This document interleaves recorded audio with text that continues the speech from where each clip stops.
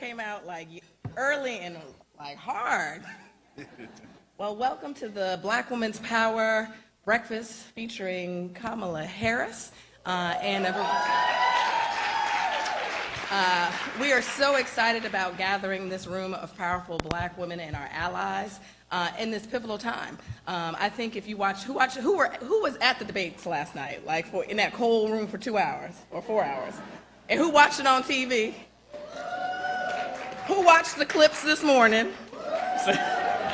What you saw for the first time in a presidential debate is Black women being front and center, not only standing on the stage, but talking about the issues that are affecting us. As you know, when we fire up a Black woman, she doesn't go to the polls alone. She brings her house, her block, her church, and her sorority. And the road to the White House and the road to 2020 is powered by us.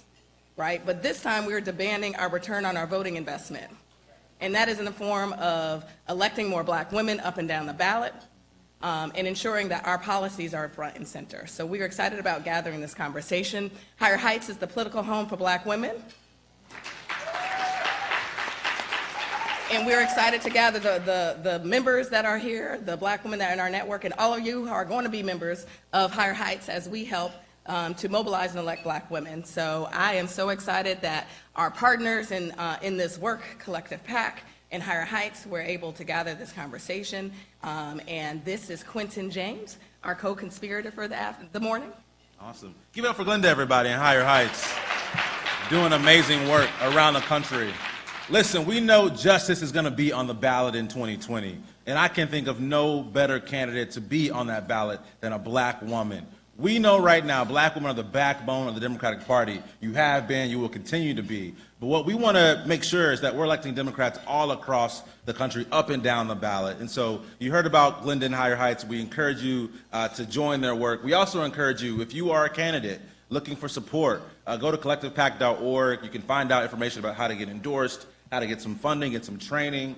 We need more Black women running for office around the country. What we know right now is that so many folks think, I may not be qualified or I might not be ready. We want to help you get ready. We want to help you feel that confidence. We want to make sure that as we move this country forward, that the folks who have been the backbone of moving this nation forward for decades, for centuries, are actually getting the political power to move our community forward. And so again, we thank you so much for being here this morning, and we look forward to getting started. And with that, Linda. We're going to do some introductions. So we are so proud to stand in support of Kamala Harris for president. We endorsed and supported her for her run for U.S. Senate. The record was corrected last night. She is the second black woman to serve in that role, and she is the third black woman to run for the Democratic nomination for president in the spirit of Shirley Chisholm and her unbossed leadership. And so I'm so excited about a power-filled panel of unbought and unbossed leaders. And I have the distinct pleasure of introducing Congresswoman Marcia Fudge.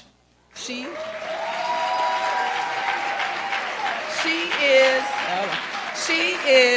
the representing the Ohio 11th District. I heard some calls. She is a proud not only member of Delta Sigma Theta, but a former national president, and has provided a variety of leadership roles in Congress, and is actually going to be leaving because she is releasing a report on voter suppression and what we need to do to ensure that every vote counts in this election cycle. So welcome, Congresswoman Marcia Fudge.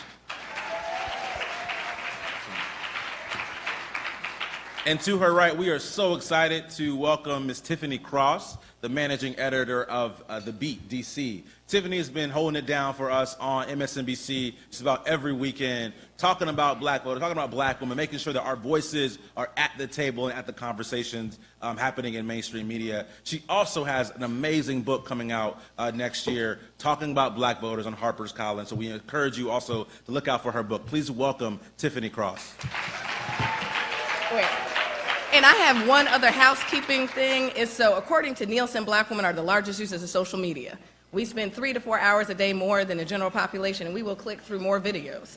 So we need this conversation to go to your family and your friends and the people across this country. So tag at Kamala Harris, use the hashtag Black Women Lead and hashtag For the People. Awesome. And before I leave the stage, I cannot do so, being a black man up here, if I do not recognize my amazing, beautiful black woman wife, Stephanie Brown James. Stephanie is the co-founder of the Collective PAC, but she just left us. She's now the vice president of training and community engagement at Emily's List. And so we're so proud of her leadership, supporting black women and women across the country. So thank you so much for being here as well. Thank you. Thank you. Good morning, everybody. I'm so happy to see a packed room and standing room only in this room today. And let me say, it's good to be home. Nice to be back in the A. I had to tell everybody, nobody calls it Hotlanta. Don't do that when y'all come. Anyway, I'm going to go through this really quickly because the Congresswoman has to get back to very important business on Capitol Hill, which shows that the work continues. Don't believe the hype that impeachment has stopped all work. The work is continuing, and the Congresswoman is doing very important work. So thank you for taking the time to be here with us as the Speaker is saying, ma'am, we need you back on Capitol Hill. So thank you for being here. Thank you so much. You know, I don't watch as much television as you think I might. You all probably watch a lot more. But one of the people I watch is Tiffany because she's an honest person. And she tells it like it is. That's why I'm here today, because I support a candidate that's an honest person and tells it like it is. And I need for you all to be with me in this battle. So thank you for having me. Thank you. I appreciate that. So tell us why, of this large field of candidates, why you've chosen to throw your support as a former CBC chair, former national president of Delta Sigma Theta, from Ohio. What was it about Senator Harris that you said, I want to put my power behind her? You know, Tiffany, I have all of my career either supported or promoted women, and in particular black women. It is what I do. I think it is past time that the people who are the real backbone, not just of this party, but of this nation, are recognized for who we are. And so all things being equal, I'm going with the sister. Right.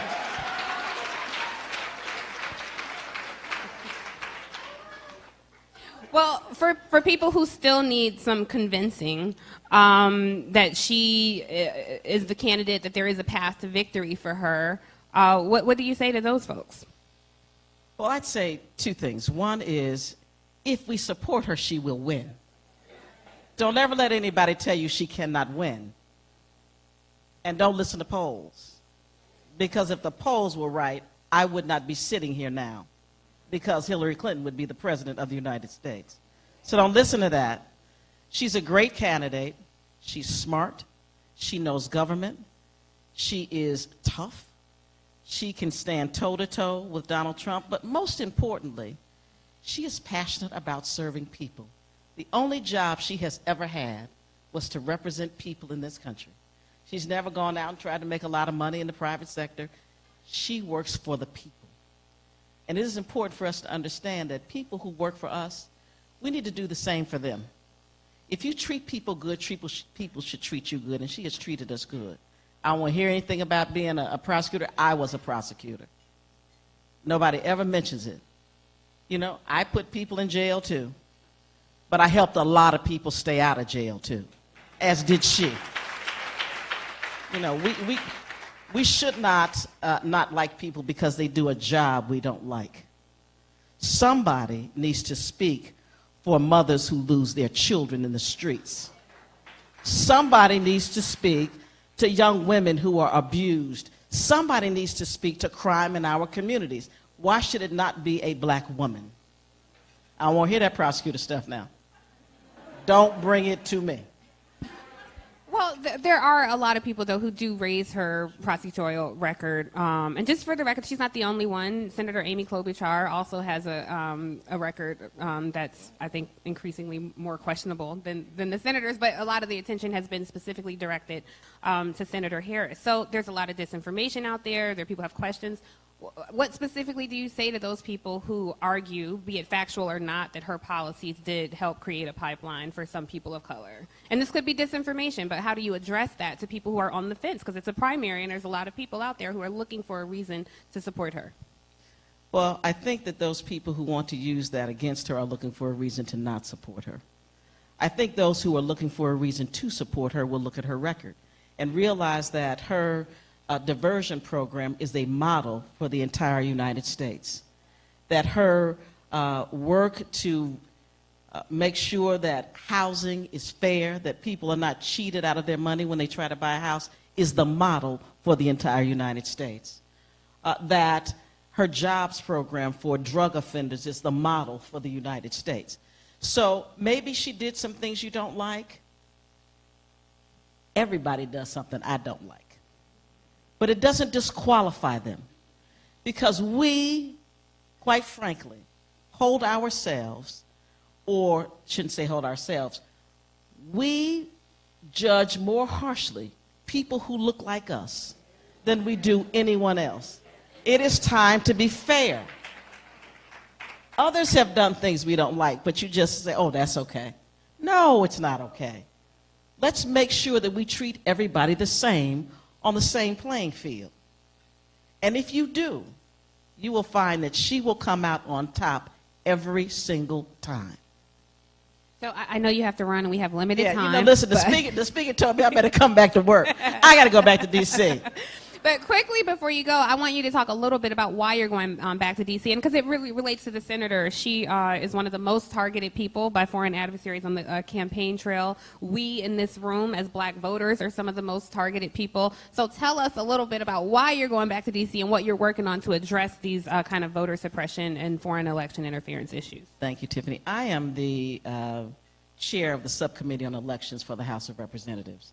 We have just completed a report about how they are suppressing our vote. I have traveled to 10 states. I have talked to hundreds of people, collected thousands of pages of data, talked to civil rights organizations to try to put together a definitive report so that we can use the data that we've collected to now fully reinforce and support the Voting Rights Act. If you remember, Shelby gutted the Voting Rights Act and said that the formula was unfair because we can't show under current circumstances that these bad actors of 20 years ago are still bad actors today. Well, not only does our report prove that they are still bad actors, but we're going to add some more to that as well. So today we're trying to roll out a report, trying to put it together, and so the speaker has called a meeting at 1 o'clock.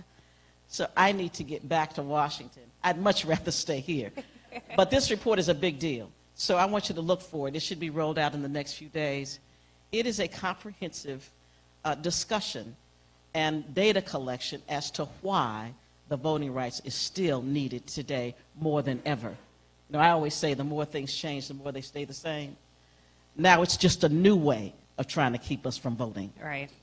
Well, before you leave, I just want you to help me, please, and the audience, I'll ask your help as well, to please help us welcome to the stage Senator Kamala Harris.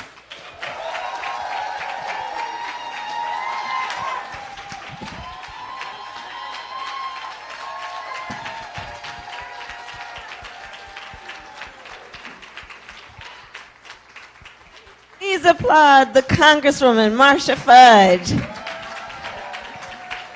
And I said this, we had a little meeting earlier today, and I said this in front of some of our leaders, but I just want to say this publicly. Marcia Fudge is an incredible national leader. She is a voice always that speaks truth, even when it may make people uncomfortable, but it needs to be spoken. She is extraordinary. I've seen her in rooms where there are cameras. I have seen her in rooms where there are no cameras, and she is always the same person, speaking about the issues that must be spoken and heard, on everything from national security to what we need to do around civil rights. Yeah, please have a seat. But I just want to talk about her as a sister girl. Because from the beginning, Marcia, you have been so incredibly supportive of me. And through the ups, through the downs, you are just consistently there. And your leadership, your advice, your counsel, your friendship, your love mean the world to me. So can we please hear it from Marcia Fudge? Okay? And travel safely. Travel safely. Travel safely. Okay. Hey, everybody. Okay. Good morning. Welcome. Good. I'm glad to be with everyone. Good morning, everyone. Thank you for being here. Good morning. Congratulations on a great performance last night. Thank you. Thank you. Thank you. Thank you. Thank you. So I have a ton of questions, Okay. but I know you have limited time, and your staff is telling me I need to welcome the other panelists to the stage Yes. now. Yes, So let's bring them on. let me please help me welcome an amazing marketing exec, globally known, Kim Blackwell. Please join us on the stage.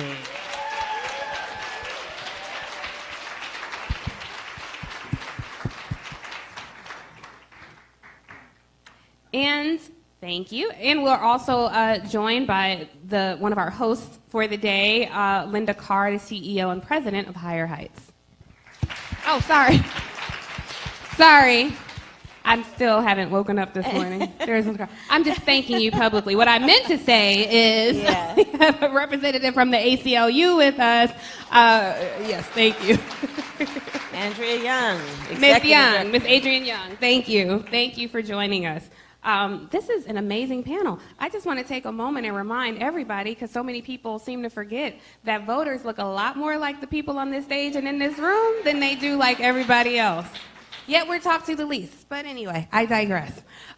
So back to last night. It was an amazing performance. I think it was really great for America to see some contrast between you and the other candidates. Yes. And I want to start with, there were so many moments you had last night, but I want to start with the moment you had with Mayor Pete Buttigieg, because I think that really spoke to what a lot of black voters wanted to hear.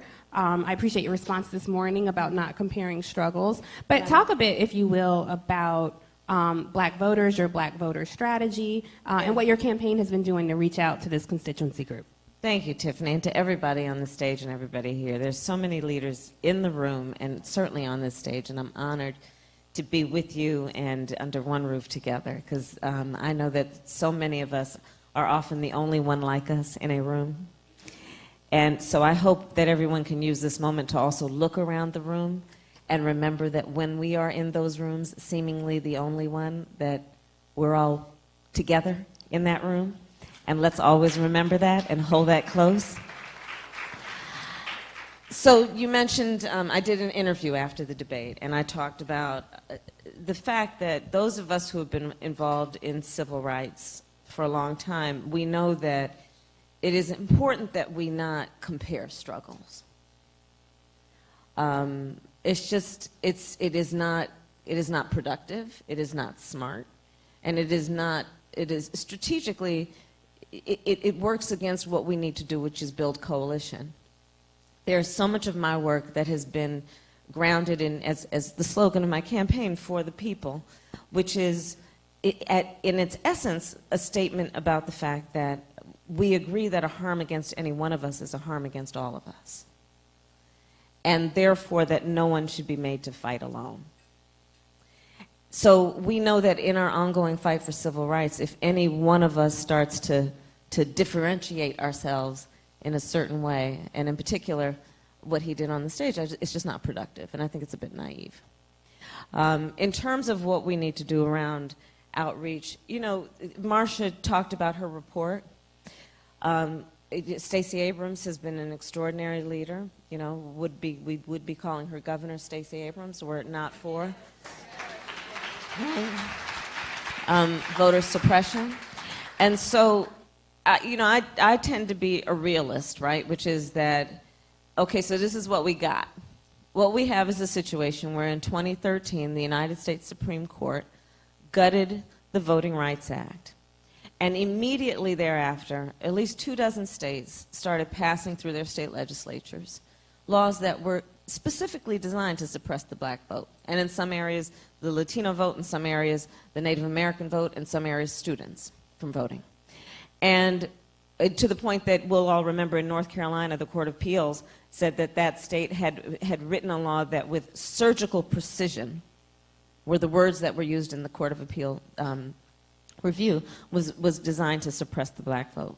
So the challenge that we have in activating folks to vote is a very real one, because there are historical and current institutional barriers that have been designed to suppress black folks from voting, including what has happened here in Georgia around the purging of the voter rolls. So what do we do about that? Well, we need to litigate, we need to support the ACLU, we need to support all of the folks who are doing the work on the ground to fight against that. But we're going to also have to support, you know, our faith-based community, our nonprofit organizations that are helping people get around the obstacles to voting so that they register to vote and they have the willingness and the support to stand in line while they otherwise have to work 2 and 3 jobs to vote. We also have to deal with the misinformation campaign that is what is the Russian interference. That is real. I am the only person on the debate stage who serves on the Senate Intelligence Committee, and have therefore been in what's called a SCIF, meeting with the American intelligence community with classified information about the threats to our national security and hotspots around the world. We just recently published our report about how when Russia decided to attack America's democracy, because it is a long-standing foe, right? It is a long-standing, we have a long-standing relationship of conflict. So they said, well, you know, we can't build an army because they don't have the economic power or the military strength that we do to attack us that way. They said, well, let's attack America based on one of its strengths, which is that it is a democracy, you know, flawed though it may be, and compromise the American public's confidence in their election system. So that was the design, right? That was the purpose. And then they said, okay, let's get them going at each other. And then they tested out a couple of ideas to see what would generate heat. Almost think of it like a science project, right? What would generate the heat? And guess what? In so doing, they exposed America's Achilles heel. The thing that generated the most heat was race. So the irony of it is that this is now not only a matter of civil rights and social justice and equality, this is now a matter of national security. And the concern I have, and you have, I'm sure, read, and there's a Wall Street Journal article, others, my campaign has often been the #1 target of Russian bots in this election. And it's a misinformation campaign. And so on top of the, you know, what I call the classic voter suppression, we now have a misinformation campaign in addition. And, you know, as we were talking about it earlier, you know, we've got to figure out ways to remind folks to not get played. And part of that is, and I know Andrea has some ideas about that based on the work you're doing with the ACLU, how we inform people about, to know when they're being played in terms of somebody's trying to trigger their emotion versus their reason, and also know where to refer people in terms of trusted sources of information, like Higher Heights and other places where they can go to get reliable information that they can trust. So I'm going to get to you, Ms. Young, in one second. I want to stick with you on black voters because good. there is your polling numbers, if you trust the polls, Yeah. are not great with black voters. Same with Pete Buttigieg. I noticed the difference is Pete is still considered a viable candidate, even though the path to the White House leads directly through black voters, and the media has all but dismissed your candidacy, even though you still have a groundswelling in some places with Right. some people. One, I know the answer, but why do you think that is? Uh-huh. And two, what are you doing to connect with those black voters who are still on the fence and say, I want to Yeah. like her, I don't know her? Yeah. So,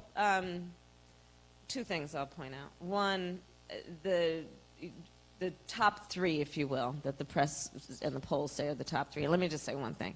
If I ever listened to a poll, I would have never run for any office I have run for. And I would have never won. So, but the top three polling have been on the national stage for decades. One was, most recently ran for president in the last race and was in the race for a long time. One was appointed by President Bill Clinton and has been on the scene for a long time because of very good work. And another was the vice president for 2 terms under what was arguably the most popular president in the history of our country. So the challenge that we have is to introduce ourselves.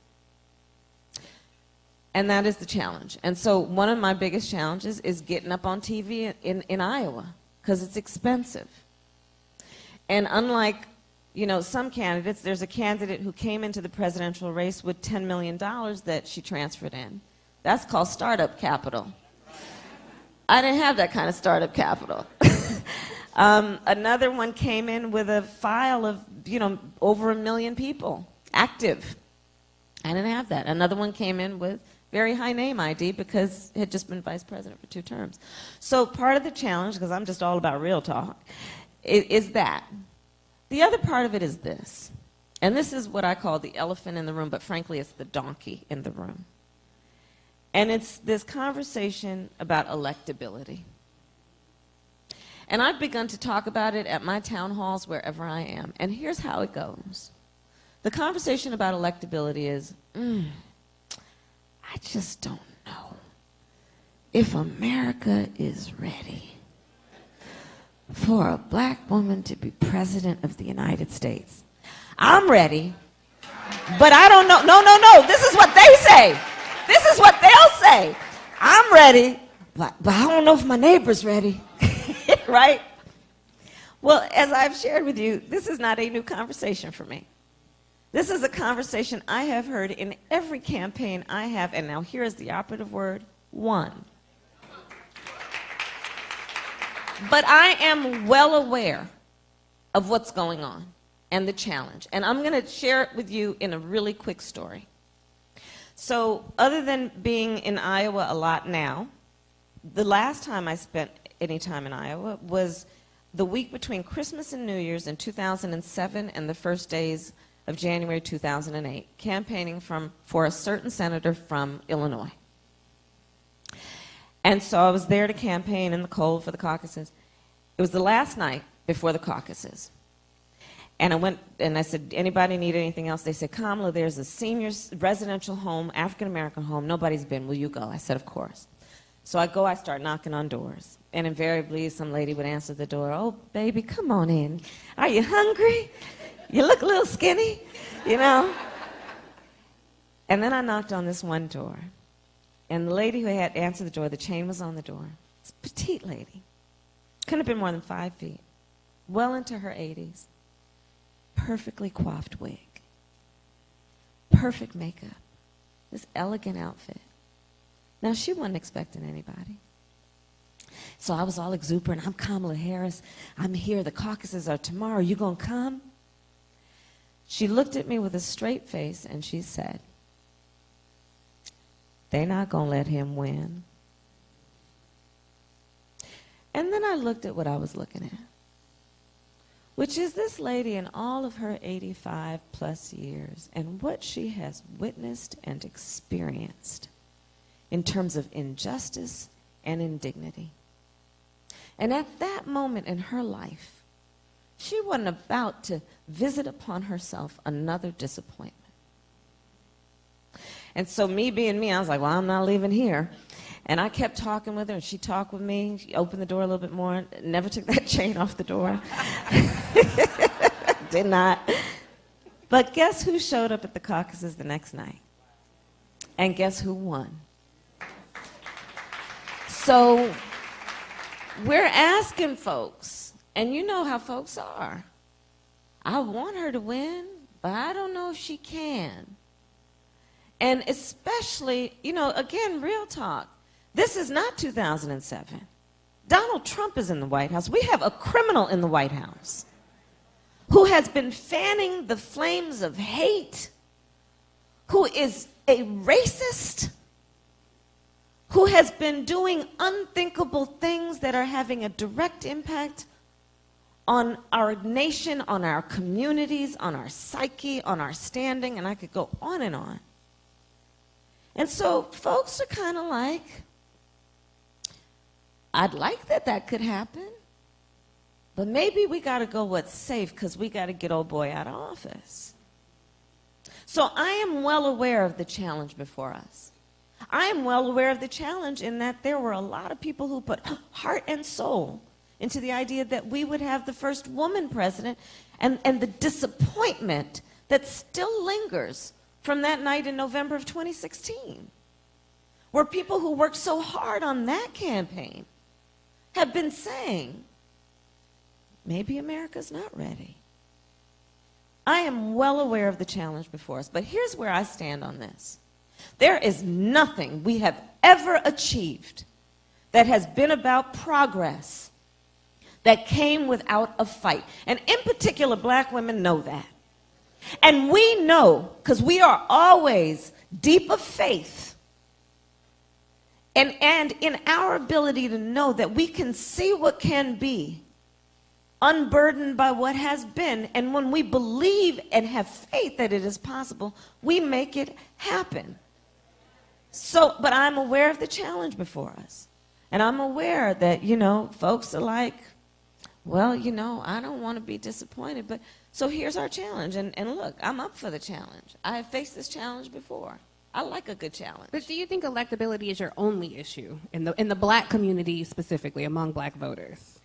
It is, no, it's not. One of the issues is that I got to introduce myself. Another is electability.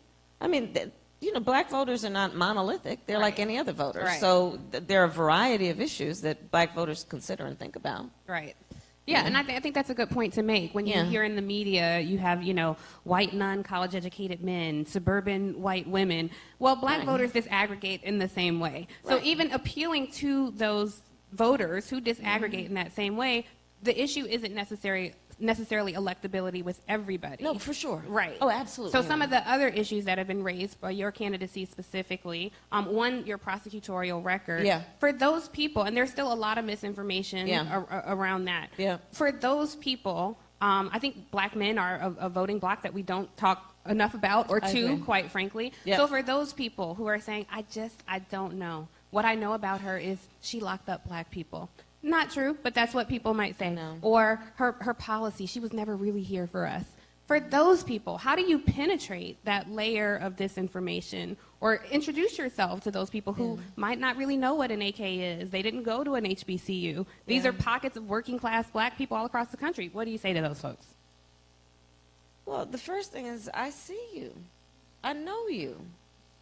I come from you. I mean, so, you know, there's, to your point, misinformation. There are people that are threatened by the potential strength of my candidacy that are trying to turn what is a strength into a weakness.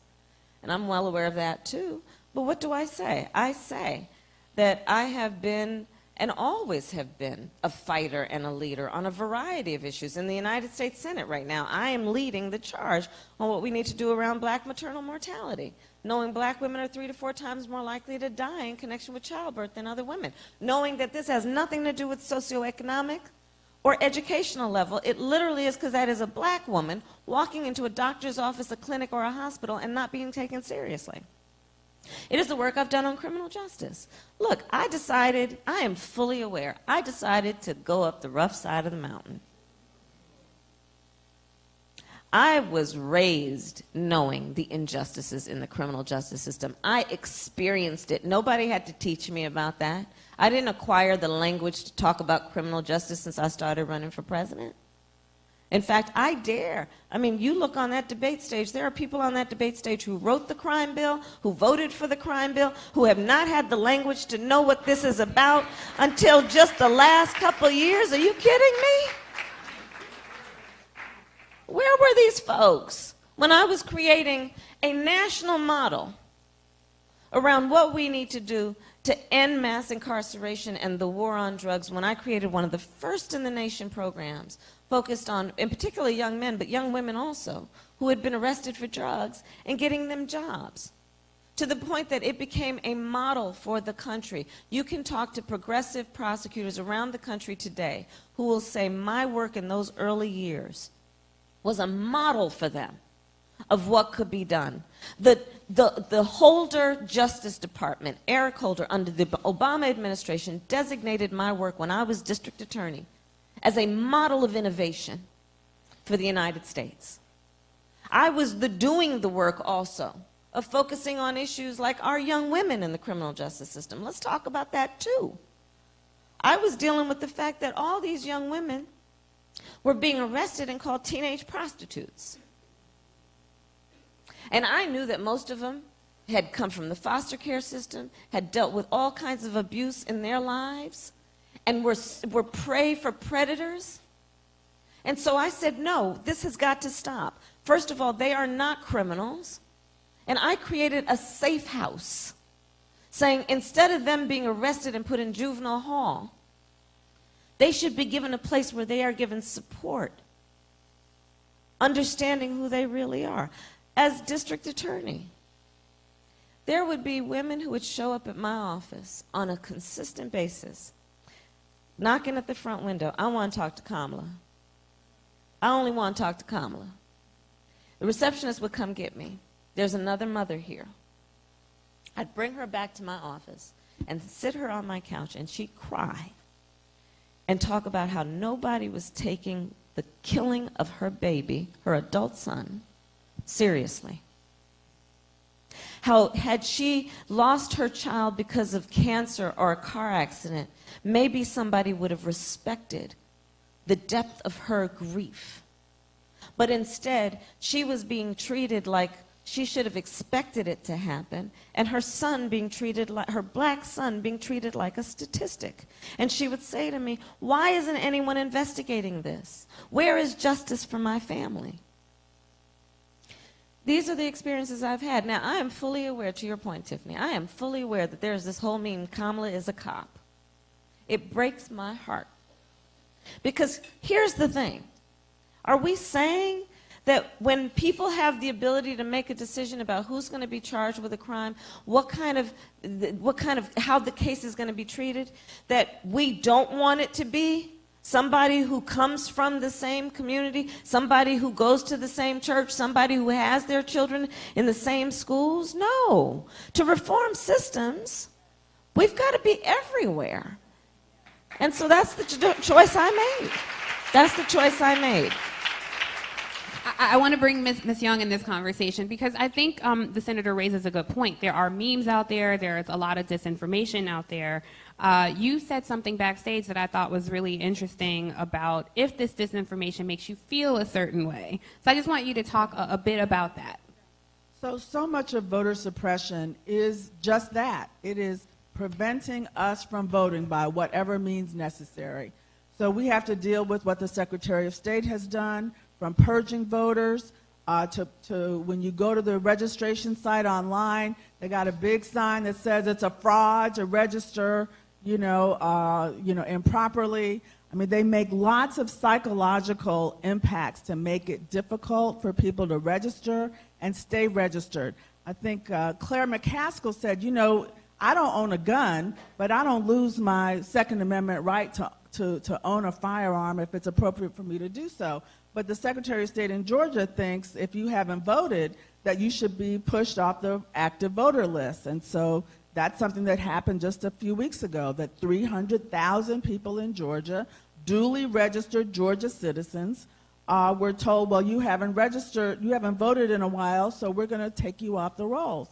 One of the things we say at the ACLU is check your status. Now, all of us and all of our organizations that are represented here, download the app on your phone and make sure everyone in your network has their registration current and up to date. Our folks need early adapters to show us how to do that, but our churches, our sororities, our businesses, I was in the dentist's office and told my dental hygienist to make sure you download the app, so we can have that impact all over the state of Georgia and all over this country to make sure that people are registered. And anything that makes you feel cynical instead of hopeful is not in your interest. That is not someone who has your interests at heart, because we do have the power. In this state, people of color are 40% of the electorate. 40%. And if we get out and vote for the people who stand for the issues that matter to us, we can totally transform and make this a state. And because, Senator, in Georgia, black women die in childbirth at 6 times the rate of white women nationally. In Georgia, half of our counties do not even have an OBGYN. In Georgia, we have not taken the Medicaid expansion, so hundreds of thousands of people who, all of us are paying taxes for the Affordable Care Act, but people who are eligible for Medicaid expansion are not getting it. So when we aren't voting and we're not an active part of the process, we are on the menu, and the policies that we care about are going to be taken away. And we also know redistricting is coming up. And Donna McLeod is here. She took a seat way that folks didn't expect her to get, because people came out and said it could be done. Right? So, so we have the proof here. The power is in our hands, and anything that is telling you you don't have the power, you don't have the ability, you don't have the information that you need to cast a ballot in your own interest is not someone you should trust. Now, the ACLU will have information on candidates, where they stand on the issues, on criminal justice reform, on women's rights, on reproductive choice, on voting rights reform. People make their own decision. We are nonpartisan, but we are a provider of information, and if we give you a statistic, we have the receipts. Right. So you can trust our numbers. We have the source, we have the site, we have the data, and we are working along with a lot of coalition partners in Georgia. So, Senator, we are going to have a lot of third-party, a lot of nonpartisan activity to make sure that voters have the information that they need about where to vote, how to vote, when to vote, and to maintain their registration, and that we have the power to do this. 40% of the electorate in Georgia, not the children in the school, the electorate is people of color. So this is in our hands. Oh, thank you for that. Those statistics are staggering. They take your breath away. And when you consider the power of the vote here in Georgia and the outcome of the last gubernatorial election, I mean, it punctuates voter suppression happening all across this country. So on that, I do want to turn to Kim and bring you in. I mean, you are an influencer. What do you say, or what's your recommendation on bringing black women into the conversation around the electorate? Because as you see on the national media, we're so frequently left out. Our voices are so frequently muted. There was not a voting rights question last night, which is a huge issue for us. So as a marketing exec, what do you say? How do we keep our issues top of the line when we're so muted everywhere else? You know, first of all, I think a lot of it is by way of what the senator mentioned, and that's the storytelling. I think that as I look around the room with so many familiar faces from different sectors, I see my peers from ELC and the business community. I see my young moguls. I'm looking dead at her, Jewel Burks. This young lady right here, you know, this is why I'm here today, in the sense of mobilizing. I know the collective force that we have. This young lady right here built a company as an entrepreneur, sold it to Amazon. I know that there are a lot of female entrepreneurs that are in here, and for me, in looking at candidates and understanding what is it in their area of focus around economic mobility. I started my business right out of college in understanding that it was a strong learning curve. I see my friend Adrienne Trimble, she's the head of the National Minority Supplier Development Council. This is the group in where we understand that the fastest growing segment for entrepreneurs are women of color. And for me, it's not just starting a business, it's scaling a business. And understanding that as we build wealth through our businesses, we are able to create jobs. We are able to bring folks into the fold in a way that represents visually, but also through, we don't have the benefit of privilege. As business owners, we have to look at things by way of performance. We have to look at things, and you don't have to own a business. I look around the room too, and I know what the workforce represents. I see my friends here from the Coca-Cola company and all of the folks that they employ, whether it be in corporate or be out in the field. We have to understand that the power that you see on this stage is the power that we see out in this room. We have platforms. We have a way in which we can amplify. We have families in which we bring folks into the fold, and it is our job to educate. It is our job to make sure that people are receiving the correct information. How many times have we been in rooms and where we know that we are the only ones? I'm a business owner, but I also play in the space of venture capital. You know, and so we took a business public on the New York Stock Exchange. But it wasn't for me, it wasn't good enough for me to be the only one in the sense of a black woman amongst a group of black men. My job is to make sure that as I'm looking around the room and I'm finding the jewels and I'm saying, get your butt to this thing on Thursday, that we find other women in this room who are looking for the same thing. So when I think back to you, Tiffany, and what it is that we need to do, we need to be informed. We need to mobilize. We need to spread the word in the sense of friend raisers. You know, campaigns cost money, just like businesses. And so when the senator mentioned capital, you know, I bootstrapped my business. She's bootstrapped this campaign. And we need to make sure that we are pouring and investing because we believe in the return on the investment. Thank you. Thank you. Thank you. And just because you said that, I do just want to shout out, I'm sure all of you have seen him, but I just do want to shout out Roland Martin, who's over there in the corner, who owns his own platform and keeps... And he's sitting next to my sister, Maya Harris. Yeah, who's my I didn't even see you, Maya. Who broke her foot. Maya had quite the escort last night. Rosario Dawson wheeled her out on the floor. It was a beautiful scene. But I just want to say Roland does keep a lot of the issues that we don't hear in mainstream media. He keeps them at the forefront. So thank you for that, Roland, Yes, and thank he you for... Yes, he does. Always. Always. And thank you for pointing out. So, yeah, but what are some specific things that people can do? You talked about our economic power, which is in the trillions. As black women, it's in the trillions. How do you transition that economic power to political power? I mean, we are the deciding factor for what this government will look like. yet we are so frequently disregarded, ignored, and feels invisible. I want to say this really quickly. A lot of people are saying next year it'll be the 100th anniversary of when women were allowed to vote, and I always have to correct people. When some women got the right to vote, when white women got the right to vote, and us speaking our truth cannot be a controversial thing.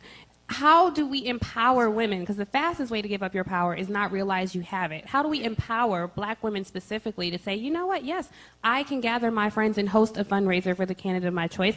I can start a GOTV effort in my community. So many people don't do that. They don't know that. What are some specific steps they can take to do Well, I that? mean, again, you just named two that, we discussed, and I really do believe in the power of a collective. And so for me, it's looking at that by way of, and understanding that, it's not as though there is a community of one that can amplify, and it starts with one person. And so for me, one, we don't have a seat at the table to be quiet. That's right. If you want to be quiet, give up your seat. Please, give up your seat. And so for me, when we look at it, we know this era of technology. How are you using your social media platforms? And are you using them responsibly? Let me say that also. In the sense of the way of the informed, because we know that things go viral, and you looking up that somebody who's sitting next to you alive and well on the internet or in social, they're dead, So we need to be careful with how we do that in information share. When you mentioned too around the Capitol and the fundraisers, I think of Higher Heights. I think of the Collective PAC, my dear friends, Stephanie Brown James and Quentin James. Part of that is connected to policy. And a lot of that policy means that we have to get folks elected at the local level, at the state level, at the national level. And that is where we begin to see the trickle down and how we amplify the impact through our influence. And for me, I tell people all the time, and I know you did it in a flattering way, I don't want to be called an influencer. I want to be known by way of impact. My thing is success to significance. That's all I want to be known for. And if I can look at that in a way in which we channel, and each of us have the power to be significant, I think you get very prescriptive on that. But I do believe that policy, I just rolled off, I was appointed in the Obama administration for the National Women's Business Council. And we gave counsel to the President, SBA, and Congress by way of how we empower women business owners and women business leaders. But for me, in the standpoint of how is it that we make sure that through those types of appointments, we are again leading the way for others. Thank you for that.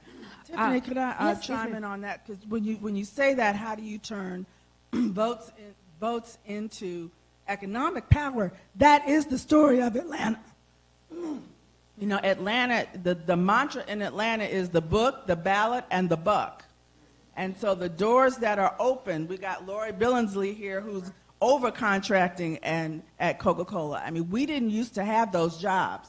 We have those jobs all throughout Atlanta. In corporate America, people are starting their own businesses because we have political power. And the promise of a Stacey Abrams as governor would have been to do for the entire state of Georgia, what Maynard and my dad and Shirley Franklin did for Atlanta in terms of making sure there is always access for diverse entrepreneurs, and it opens up the city for everybody. Minority, diversity folks will say, if you want to know how well a community is doing, look at how black women are doing. So when we are doing well, everybody is doing well, right? Our families are doing well, our colleagues are doing well, everybody is doing well. And so we are the barometer for whether or not you have a successful city. But people have to understand also, that goes with the cynicism, that the vote is directly related to what the money in your pocket, to how are you treated when you go to the doctor. Is there a way to go to the doctor? Do you have capital, in your business? Is your mortgage going to be fair? You know, these are policies, we do what we can in Atlanta, but these are policies set at the federal level. And we have to have leadership at the federal level that's going to protect and make sure that people like us have an opportunity to thrive. Perfect. Thank you. So we will have a few minutes for questions. So I'll ask one more question while you all think of a question. If you have a question, raise your hand. So this will be my final question to the panel before we move to Q&A. I often say that covering the Trump administration is like trying to catch confetti. There's so much happening every day. He sends a tweet and, you know, the media runs after it, and that's the breaking news of the day. But there's so much happening on Capitol Hill. There's so much happening on the campaign trail. The result of that is, and I say this with all respect, is the dumbing down of the American electorate. People become disconnected, disengaged. They turn it out. They close their eyes, and that doesn't mean it doesn't exist when you close your eyes. It's still existing. Given this political environment, when people are just fatigued. Like Wanda Sykes says, you know, black women are tired. Trump has cracked black. You know, we are tired. How? Not true, not true. We're still working, honey. We're still working here. We have not quit. But there are a lot of people who are just, they can't deal with it. How can we penetrate that fatigue and say, no, you as black people can decide what this democracy looks like. Your vote matters. I'm not a believer in saying, oh, you don't vote, you don't count. I'm not going to reduce any of us to a system that has fought so hard to keep us out. How can we bring those people in the fold? And for the people who do vote, how can we keep them engaged in what's happening? The misinformation about you, for example, they're not following the minutia of politics. They're not reading 8 papers every morning like, you know, we are. So how can you say, this is who I am in this 30-second soundbite, in this, you know, social media clip? How can we do that? This is a legitimate question I've been trying to figure out for 20 years. So this is to the panel, whoever wants to take it. I'll start by, look, we got to fight. I mean, honestly, that's kind of a bottom line.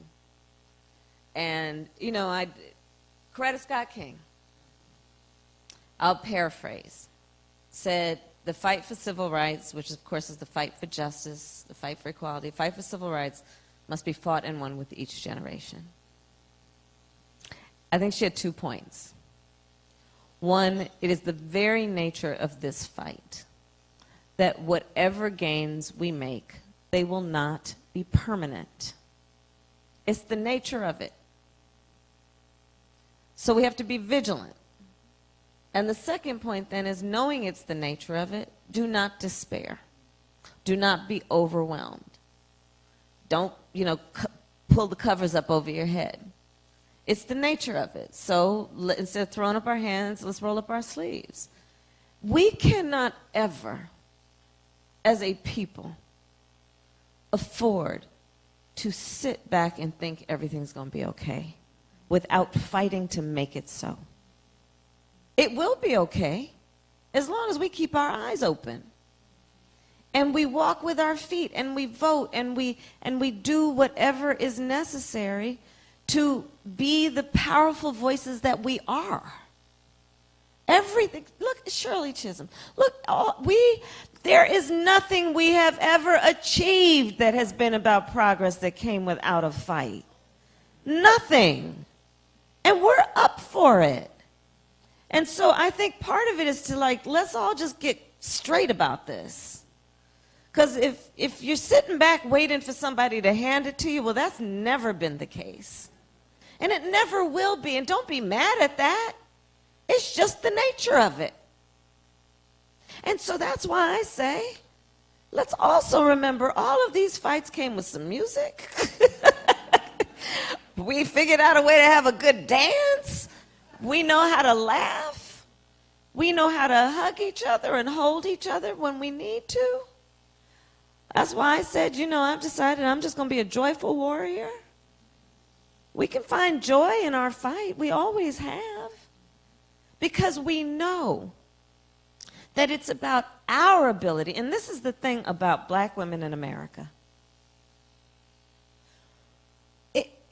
The work has been done. The experts exist. the words have been spoken about there is no one more fragile in terms of her safety and security than a black woman in America. Come on now.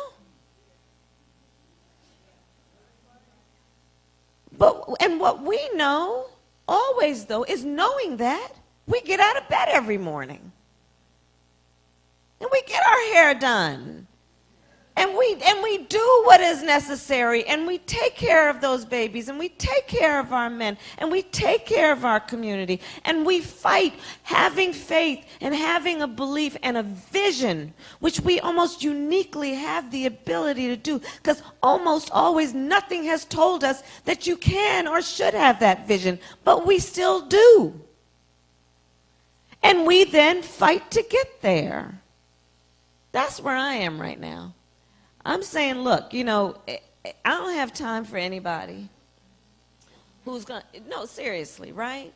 Who's going to sit back and just think that it's just going to happen if we don't participate.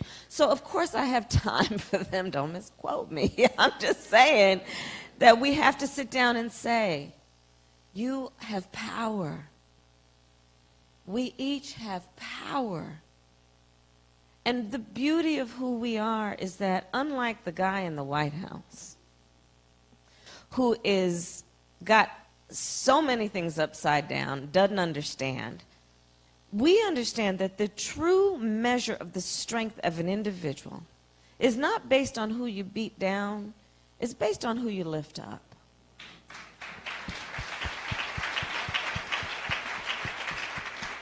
It's an extraordinary strength.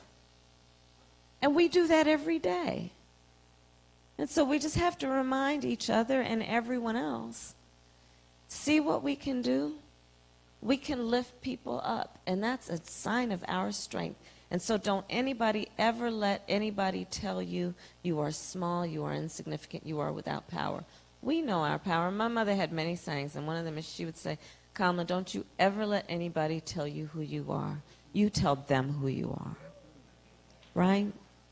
So that's how I think about this moment. Thank You you. know, can I just add just real quickly? I mean, and my answer to your question is going to seem a little bit more like a testimonial, but I hope it leaves something for the room. You know, all I know, you know, as a black woman building a business is to play big, you know, and I think for this room, we need to take and own our power. You know, I believe that if we can get focused and as a collective, and it is going to be because all of us united around one goal, one mission. Madeleine Albright says, and some of you have heard me speak, and especially to groups of women, there's a special place in hell for women who do not support and help women. And I believe that.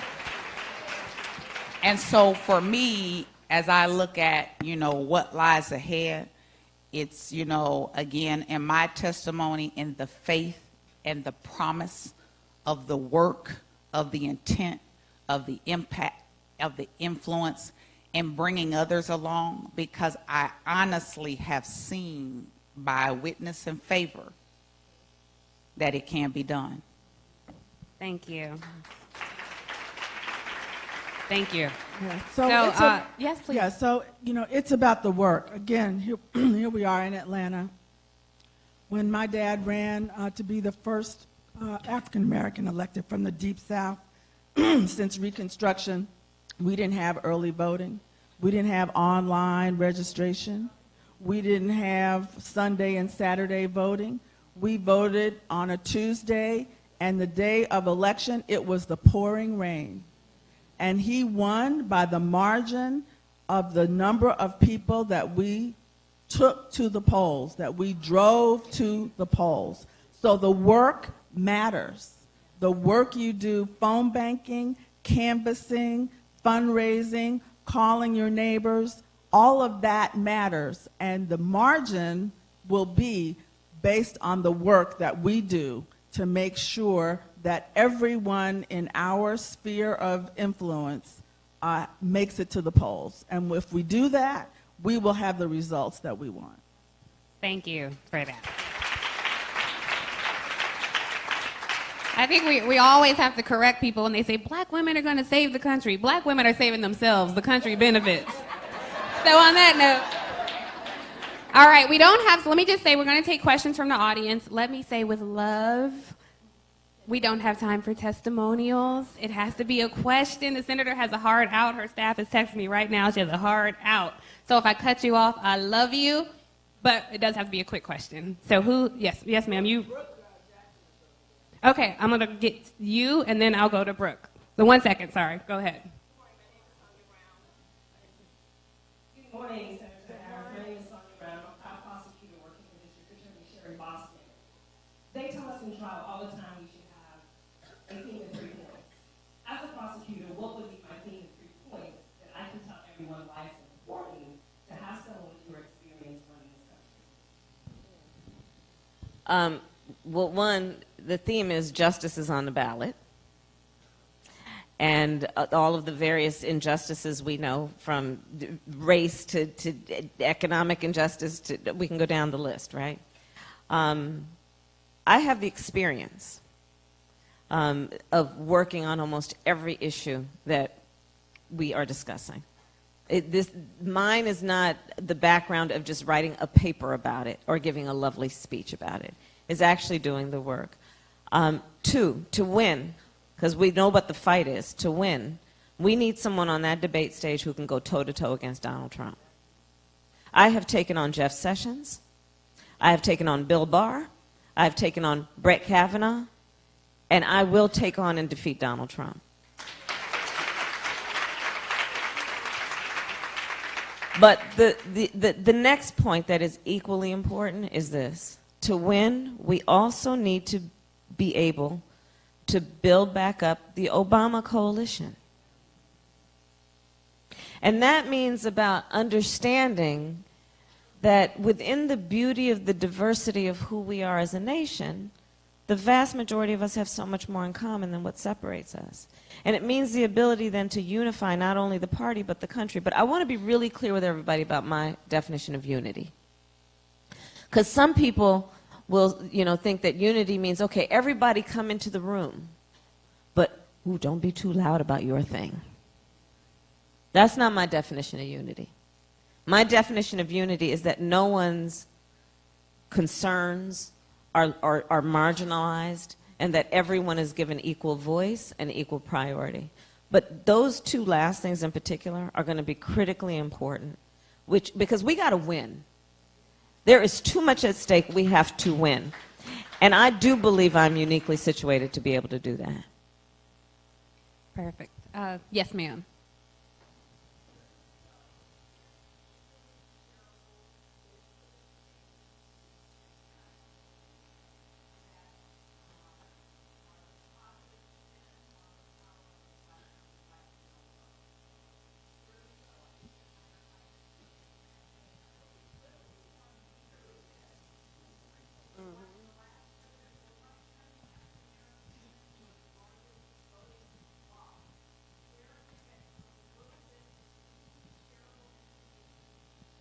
Want to take that? Want to take it? Great question. Thank you. We're going to have Ms. Carr answer that, please, ma'am.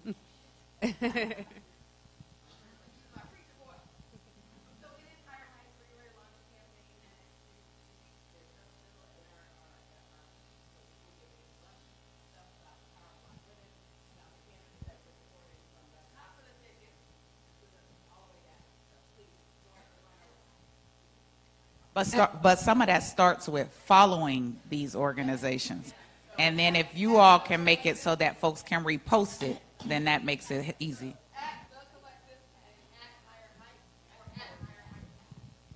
And let me just add to that, you can also create these yourself just to get them in the atmosphere.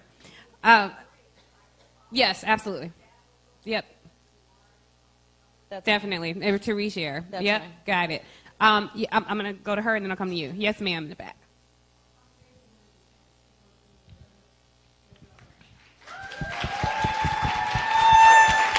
Thank you, Roland. And what I want to know is, first I want to thank you for the great presentation on last night. We were there. And there are about, I just counted quickly that I can identify, it's about 6 at least elected officials. Sherry Boston from DeKalb, Donna McLeod from Gwinnett, Senator Valencia C. from Riverdale, Joe Karn from Fulton County. I got some people running South Fulton, Linda Pritchard. And what we want to know is, are you willing to fight for and in Georgia? Because we believe that with the team that I just named, we are on the ground. We can actually help you win Georgia. I agree with you. I agree with you. I agree with you. And I agree with you completely. And you know, I've been to Georgia supporting, I campaigned for your mayor, Keisha. I campaigned hard for her. I have campaigned for Stacey Abrams. I have, and I will continue, and it goes back before then. But I also want to say this: not only yes, yes, yes, yes, but I also intend to be a president who actually comes back to help you build up the state party the way that you want and need to, with the support not only from all of the resources that you have naturally and on the ground, but giving you the support as you desire and as you dictate it will be helpful, and meaning me coming back to Georgia on a constant basis. And, you know, and I'll tell you, I've been coming to Atlanta in particular for years and years and years. And yes, I have spoken in your church. I have sat down with you. I have sat down with Kasim. I have sat down. I can go on and on about the mayors of Atlanta. And Atlanta is the birthplace in so many ways of black politics in America. And so I give honor always to the history and to the current leadership that is here. And so yes, yes, yes to all of that. Thank you. Thank you. Thank you. Thank you. Thank you. Okay, so the senator has to have time to take some pictures with some of you. So we're going to have our last question from you. And the faster you ask it, the faster everybody can answer. Between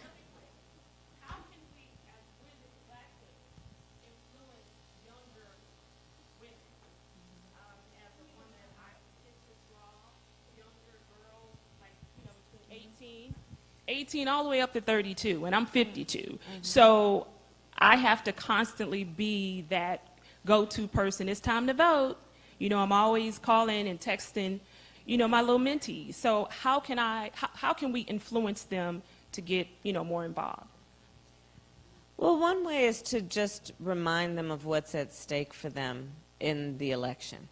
And it ranges from, you know, I mean, one of the issues that we will always and need to talk more about that impacts us directly is the issue of the climate crisis.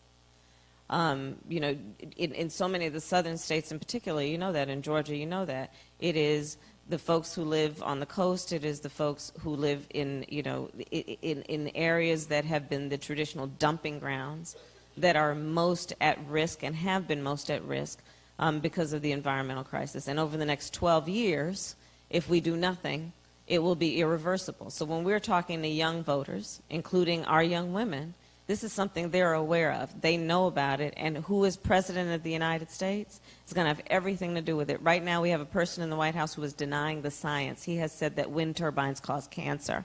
They don't cause cancer, they cause jobs. And so that's an example. Let's talk about student loan debt. Here, right, huge issue. You know that.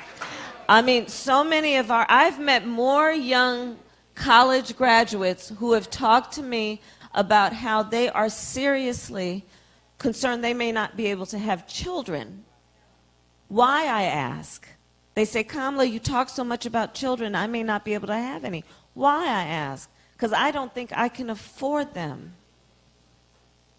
So let's talk about student loan debt. My policy for student loan debt is, one, I'm going to take the profit out of the system. I'm going to get rid of interest-free loans. It'll be free community college. It'll be debt-free college, and also loan forgiveness for people who make less than $100,000 a year. And then if we want to talk about people who go into teaching and go into mental health, both of which we need, because, by the way, if a black child has a black teacher before the end of third grade, they're 13% more likely to go to college. If they've had 2 black teachers, they're 32% more likely to go to college. And so things like student loan debt, and I could go on down the list. Let's talk about reproductive health care. What has happened here in Georgia, what has happened in places like Alabama, where these state legislatures have passed these laws that are essentially going to cause, and this is not an extreme statement, it will cause black women to die. Poor women, women of color will die because of these policies, because rich women will be fine in terms of they can go to wherever there will be a physician-assisted treatment. But there will be whole communities of women who cannot afford to go to those places, and in their desperation will be exposed to things that will harm them physically. And so these are the issues that are on the table. I'm running for president to say I will always stand up to protect a woman's right to make a decision about her own body. We want to talk about what empowers women. What I don't know if y'all saw the Brett Kavanaugh hearings. When I asked him, well, can you tell me about, is there any law that tells a man what he can do with his body? And the answer was, no.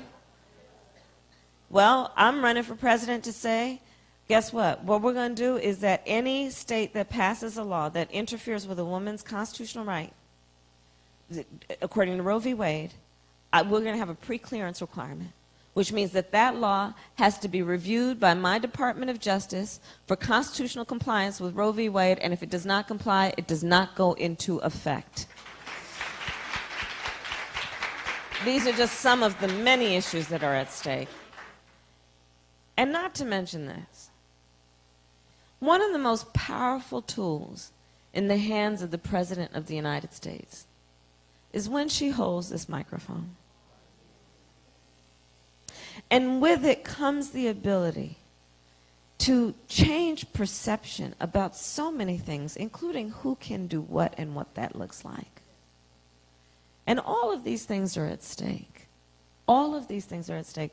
One of the reasons I decided, Tiffany, to run for president, it was, it was a real tough decision that I made with my family.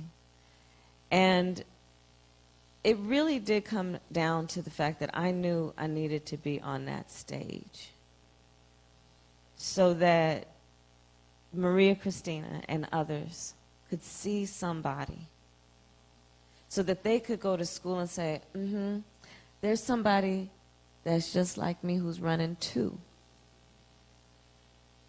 And, that's why we need everybody to be engaged, because there's so many women here who are the first to do what you do. And we all know, it's the advice my mother gave me. She said, Kamala, you may be the first to do many things. Make sure you're not the last. And that's what we're talking about. So, thank you. Let's have one rousing applause for the senator and our other panelists. Thank you so much.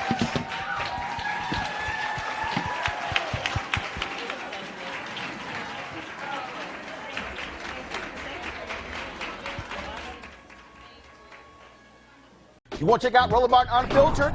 YouTube.com/Roland S. Martin. And subscribe to our YouTube channel. There's only one daily digital show out here that keeps it black and keep it real. It's Roland Martin Unfiltered. See that name right there? Roland Martin Unfiltered. Like, share, subscribe to our YouTube channel. That's YouTube.com/Roland S. Martin. And don't forget to turn on your notifications so when we go live, you'll know it. Hey everybody, this is your man Fred Hammond, and you're watching Roland Martin, my man, Unfiltered. Hi, this is Essence Atkins, and you're watching Roland Martin Unfiltered. Hey, yo, Peace World, what's going on? It's the Love King of R&B, Raheem Devon, and you're watching Roland Martin Unfiltered. Hi, my name is Brescia Webb, and you're watching Roland Martin Unfiltered. Ow. Well, I like a nice filter usually, but we can be unfiltered. What's going on? This is Tobias Trevelyan.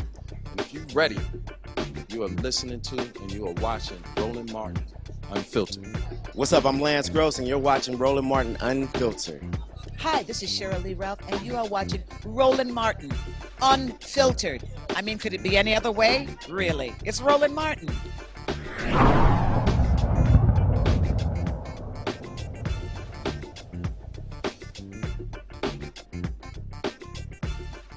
You want to support Roland Martin Unfiltered? Be sure to join our Bring the Funk fan club. Every dollar that you give to us supports our daily digital show. There's only one daily digital show out here that keeps it black and keep it real as Roland Martin Unfiltered. Support the Roland Martin Unfiltered daily digital show by going to RolandMartinUnfiltered.com. Our goal is to get 20,000 of our fans contributing $50 each for the whole year. You can make this possible. RolandMartinUnfiltered.com.